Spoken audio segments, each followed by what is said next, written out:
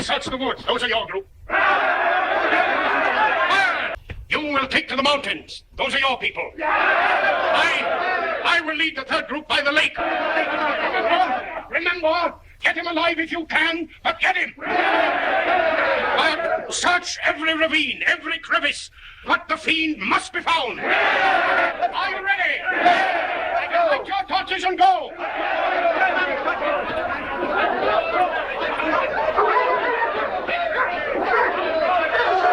Welcome to the wonderful world of Strange Suspicion True Crime series.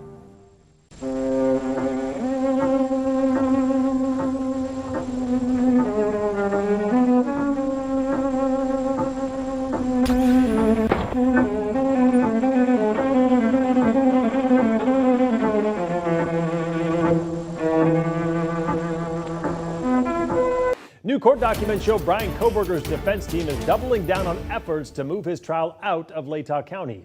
Kohberger is accused of killing 4 University of Idaho students. Prosecutors say jurors in the county will be able to fairly decide the case. The defense disagrees, this time referencing a phone survey that asked people what would happen if Kohberger was found not guilty.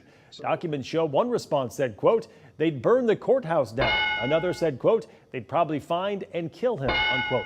The documents also reference a survey done in Ada County, a possible trial location, where responses said, quote, I think they would take it well. Additionally, the documents show Kohberger's defense attorney, Ann Taylor, blames media coverage for the, quote, prejudgment for guilt she says exists in Latah County. A hearing to consider both arguments has been set for August 29th. All right, guys, this case has generated so much information and misinformation.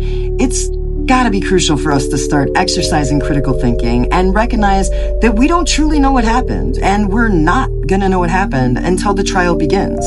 Even the victims' families, such as the Goncalves, have provided contradictory statements. Like, initially, they said there was no indication of stalking, only for Steve to come out publicly and claim the absolute opposite is the case.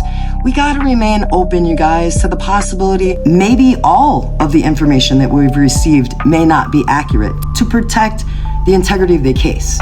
Additionally, it's worth noting that the University of Idaho received over $1 million to construct a memorial, which they ultimately had built by college students.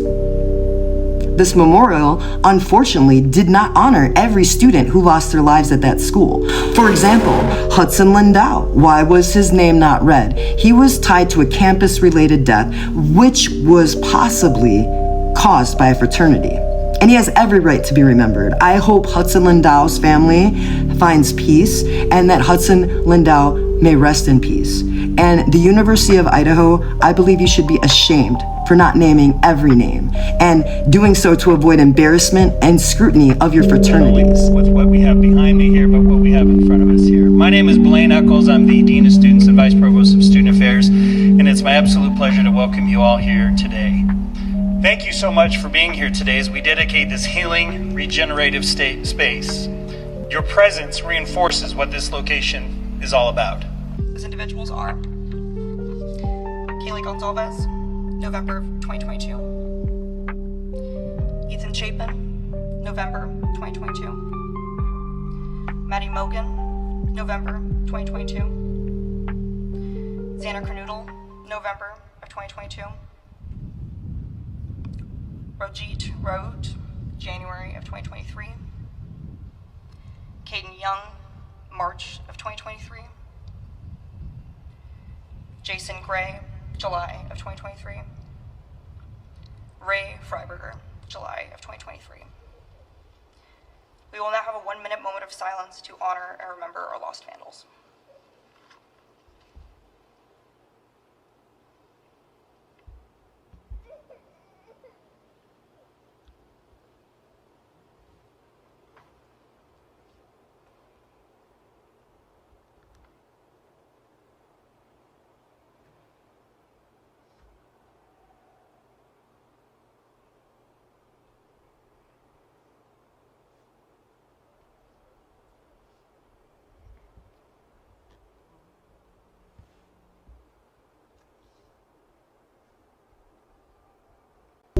Sometimes I feel that there is no justice. Nothing's going to bring the kids back. And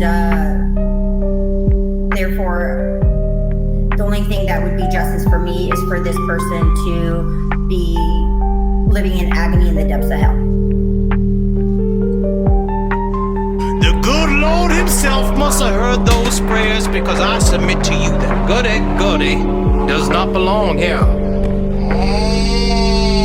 Not like you, man. It was a crazy sex offender. There are all kinds of sex offenders living around the University of Idaho. I don't understand that at all. Where I come from, sex offenders cannot live anywhere near a school of any kind. So the disinformation from Steve and his wife was my biggest concern in this whole case. Was he a stalker? Does he know something we don't? Look at this trash over here. Looks pretty tasty. Read the affidavit and you just find out that nobody understands exactly why, but he was stalking them, he was hunting them. Until the trial, there's very little that we can say about Bryan Kohberger and his case. Updates will be provided as they become available. I'm not going to make pointless content just to keep going. We plan to stream the entire trial with the potential of even a visit in person. Unfortunately, some individuals allow toxic and non-logical ideas to influence their thinking, leading to criticism among true crime creators ourselves. You know who you are! Many of whom are now turning their investigative efforts on each other. Childish. For now, this concludes the information we have on the Bryan Kohberger case. Stay tuned and keep watching for further updates on the trial as it progresses. But for now, this is the end of the information that is currently available for Bryan Kohberger. And because of that, we're going to start focusing on other subject matters. If there's another case that you're interested in, please certainly bring that information to us and we will present it. Thanks for tuning in, guys, and we will see you Thursday. What do you think of Steve's final performance? No, not fabulous. Listen, everybody knows the way I feel about Steve. I've never been a Steve fan, and I just have to say this. All that BS that he gives out every week. There, that's all there is to it. Are you all right? Hope so. Is that the end then? Yes. I was quite enjoying that. Good, I'm glad. We need to know the timeline of all of the evidence in this case and when the state knew what it knew, or why certain things were being looked at before Mr. Kohberger's arrest or well into late in the year in 2023 related to the victims, and try to piece together, is that something that the state is still seeking because they're pursuing the alternate suspects that exist in this case? There's so many things that we're trying to understand. Didn't want to know about the facts and circumstances, and I did cut him off several times before he was able to tell me anything about the case. We had, our professor was big on the idea that, like, you know, if we're all going to be attorneys someday, then we have to know how to argue our case. And so he scheduled a day where everyone, you know, came in ready to argue to get their grades up, you know, and he brought in Bryan and he was like, all right, go at him. And he had Bryan stand up and everyone was, you know, like a few people were on his side because they wanted to keep their high grades and not like have questions be cut out or whatever. But for the most part, it was like, you know, half of a 150 person class just asking him all these real critical questions and he would answer. And he'd actually, he tried pretty hard to defend himself, which was the kind of thing that our professor loved. He wanted the like courtroom environment. And so there was just a period of class where we were all sort of arguing about this. Not, I mean, it wasn't like yelling or anything, but it was certainly conflict, you know? We gotta figure this out, guys. The flames gutted the building. The flames gutted the building. The flames gutted the building. The flames gutted the building. The flames gutted the building. The flames gutted the building. The flames gutted the building. The flames gutted the building. The flames gutted the building. The flames gutted the building. The flames gutted the building. The flames